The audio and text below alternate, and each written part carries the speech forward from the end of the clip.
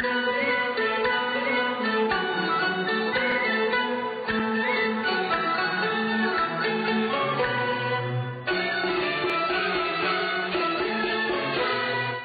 will give you a quotation of Karl Marx about press.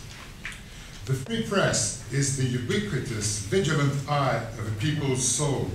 It's the spiritual mirror in which the people can see itself, and self-examination is the first condition of wisdom.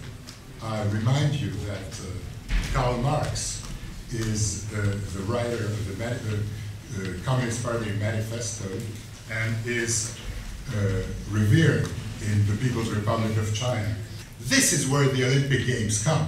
You have the discourse of humiliation. China was humiliated by the West in the mid-19th century. Now we have to take back our... Of course you can say that the discourse of humiliation is exaggerated, that it's been a long time since China hasn't been humiliated. But still, it's part of the collective consciousness. And it's important to have this in mind when we study China, when we try to report on China. When the Tibet events happened and the protest against the torch happened, then the Chinese leaders were confronted with a contradiction. What can you do?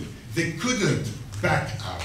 They couldn't make concessions when in front of demonstrations, because in their mind this would have been a show of weakness. So what did they do? They chose to reinforce legitimacy inside, domestic legitimacy, through mobilization of nationalism, which can be strong in the emerging middle classes. And that's what happened.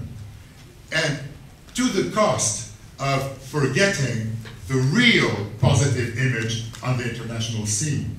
And this is the real situation now. So what we are faced with is a very dynamic situation where a society which is more and more sophisticated, which is more and more complex, is pushing to have more space of expression.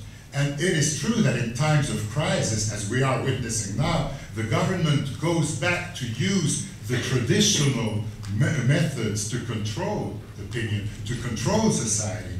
But still, I think it is a cat and mouse situation. You can't say that the authoritarian government is here and it will be there all the time until it changes nature.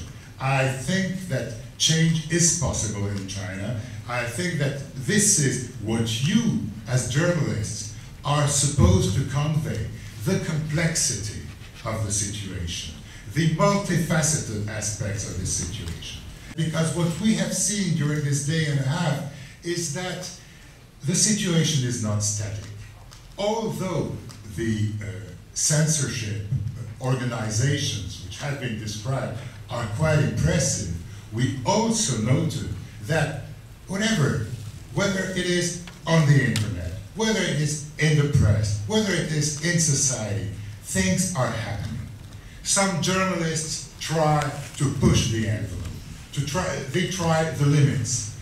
On the internet, lots of stories happen, and we had some examples. It is true that some people are arrested, but it is true that information continues to circulate on the net. So this, I think, is something very important.